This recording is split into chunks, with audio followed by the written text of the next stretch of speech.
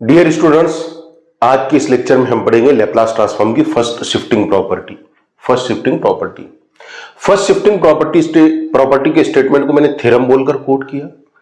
Theorem का यह first shifting property का स्टेटमेंट यह है कि if Laplace transform of F of T is equal to F of S, then prove that Laplace transform of e to the power at F of T is equal to F of S minus A.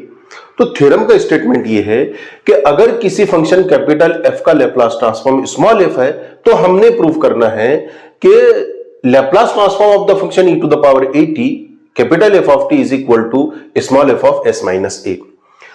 तो first shifting property की meaning ही होते कि अगर आपने किसी function F का Laplace transform निकाले और वो एफ ऑफ एस आया, और अगर हमने इस फंक्शन को e to the power at से मल्टीप्लाई कर दिए तो फंक्शन का ट्रांसफॉर्म चेंज नहीं होता, ट्रांसफॉर्म वही रहता। बस ये जो पैरामीटर एस है ना, वो पैरामीटर एस शिफ्ट हो जाता बाय ए, यानी ट्रांसफॉर्म में जहां एस था एस की बजाय एस माइनस ए आ जाता।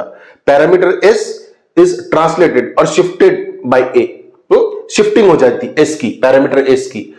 फंक्शन का ट्रांसफॉर्म चेंज नहीं होता, एज इट इज रहता। ये हमारी फर्स्ट शिफ्टिंग प्रॉपर्टी के मीनिंग है। चलिए अपन इसका प्रूफ देखते हैं। प्रूफ हमको क्या गिवन है? ये गिवन है Laplace transform of the capital F is small F.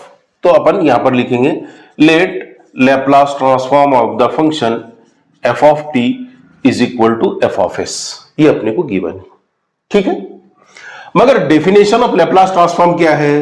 अपन यहां लिखेंगे by the definition of the Laplace transform we have देखो, किसी भी फंक्शन कैपिटल एफ का लैप्लास ट्रांसफॉर्म क्या होता? अपन ने इसकी डेफिनेशन पढ़े।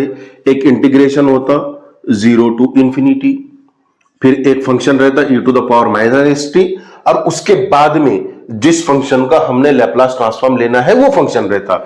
तो हमने कैपिटल एफ का लैप्लास ट्रांसफॉर्म लेना है तो कैपिटल एफ ऑफ टी आ जाएगा, and integration with respect to T. This is the definition of the Laplace transform. मगर हमको इस थ्योरम में कैपिटल एफ इस फंक्शन के लैप्लास ट्रांसफॉर्म के लिए ये नोटेशन गिवन है एफ ऑफ एस। तो मैं Laplace transform of F of T इसकी जगह एफ ऑफ एस लिख देता, तो ये हो जाएगा F of S is equal to integration 0 to infinity e to the power minus S T F of T dt।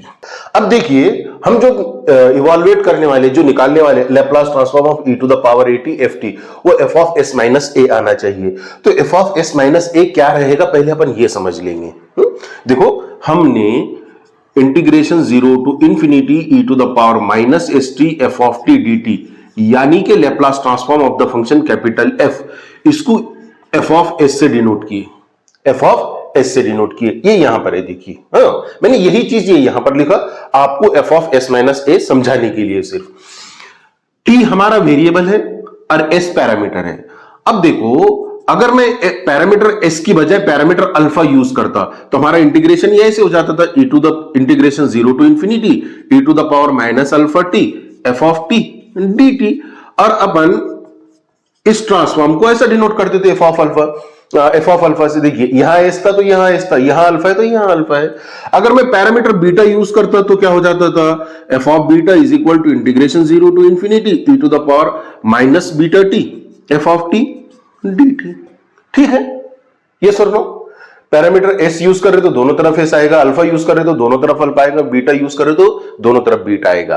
अब मैं ये एग्जांपल इसलिए दिया आपको ताकि मैं ये समझा सकूं कि हमारा पैरामीटर एस की बजाय एस माइनस हो, यानी एस अल्फा बीटा, उसकी बजाय मैं एस माइनस लूं तो F of S minus A हो जाएगा हमारा integration 0 to infinity e to the power minus of S minus A, parameter हमारा S minus A into T F of T dt।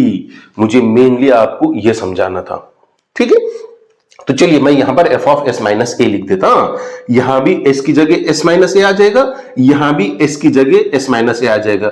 यानी इक्वेशन में हमारा पैरामीटर लेफ्ट में भी बजाय एस के एस माइनस ए रहेगा, राइट में भी, क्योंकि इक्वेशन हमको दोनों तरफ पैरामीटर चेंज करना पड़ेगा। Therefore F of S minus A is equal to integration 0 to infinity e to the power minus of S minus A into T F of T dt। इसका नाम रख देंगे अपन इक्वेशन नंबर 1। ये हमारे proof के final step में काम आएगा हमको। इसके लिए अपन ने इसको एग्जांपल से समझे कि एफ ऑफ एस क्या होगा, एफ ऑफ अल्फा क्या होगा, एफ ऑफ बीटा क्या होगा, और इस पर से अपन ने कंक्लूजन निकाले कि एफ ऑफ एस माइनस ए क्या होगा, और ये कंक्लूजन निकालकर अपन ने ये यहां पर लिख लिए। मैं ये यहां से भी समझा सकता था आपको कि भाई दोनों तरफ एस है तो एस की बजाय अपन एस माइनस ए पुट कर दे, बजाय उसके पहले मैंने पैरामीटर आपको एस लेकर बताया, अल्फा लेकर बताया, बीटा लेकर बताया, उसके बाद में एस माइनस ए लेकर बताया। Alright, so this is equation number 1। चलिए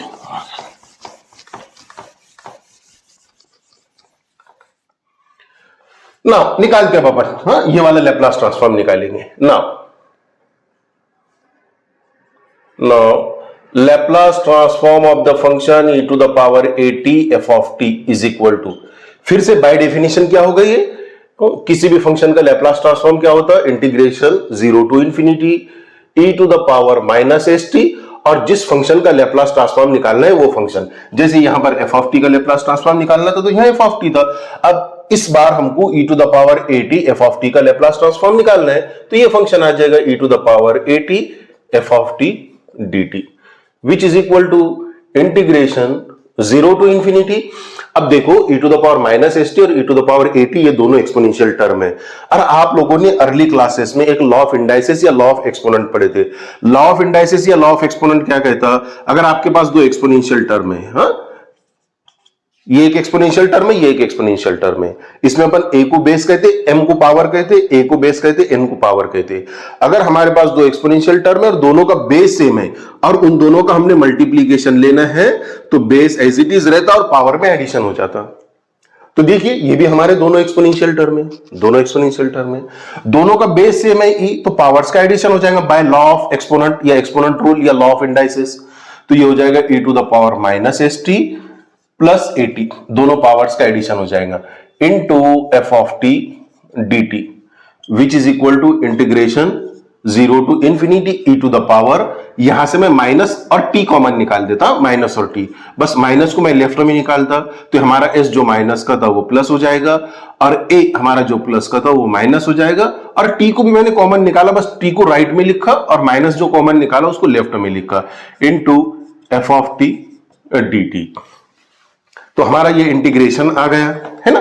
अब अगर आप इक्वेशन नंबर 1 की तरफ देखेंगे, इक्वेशन नंबर 1 की तरफ देखेंगे तो this is our F of S minus A which is equal to F of S minus A. ये इंटीग्रेशन आप आसानी से पहचान सको F of S minus A आता, इसके लिए मैंने आपको शुरुआत में लिख कर दिया था by equation number 1 using equation 1। So Laplace transform of e to the power at f of t is equal to f of s minus a, और यही हमको प्रूव करना था। मैं एक मर्तबा फिर से रिपीट कर देता, हालांकि मैंने इनिशियली एक्सप्लेन किया, शुरुआत में एक्सप्लेन किया, फिर से एक मर्तबा बता देता कि शिफ्टिंग प्रॉपर्टी का क्या कहना है कि अगर किसी फंक्शन कैपिटल एफ का Laplace transform small F of S है, अगर हमने फंक्शन को e to the power at से मल्टीप्लाई कर दिए तो इस फंक्शन का जो ट्रांसफॉर्म है वो ट्रांसफॉर्म चेंज नहीं होगा, फंक्शन चेंज हो गया, फंक्शन चेंज हो गया, ट्रांसफॉर्म चेंज नहीं होगा। फिर क्या चेंज आएगा, बस ये जो एस था, एस हमारा पैरामीटर, एस शिफ्ट हो जाएगा बाय ए, पैरामीटर एस की बजाय एस माइनस ए आ जाएगा, ट्रांसफॉर्म वही रहेगा। और ट्रांसफॉर्म वही रहेगा ऐसा क्यों कह रहा मैं, क्योंकि अपन ने ट्रांसफॉर्म के लिए एफ के ट्रांसफॉर्म के लिए भी स्मॉल एफ यूज किए थे और इस फंक्शन के ट्रांसफॉर्म के लिए भी हमने स्मॉल एफ यूज किए। इसका मतलब ट्रांसफॉर्म वही रहेगा, बस पैरामीटर एस चेंज हो जाएगा, एस के अंदर शिफ्टिंग हो जाएगी, एस शिफ्ट हो जाएगा, एस की बजाय एस माइनस ए हो जाएगा, एस के अंदर शिफ्टिंग आ जाएगी एस टू एस माइनस ए। ठीक है, तो होप सो कि ये चीज आपको अच्छे से समझी हो।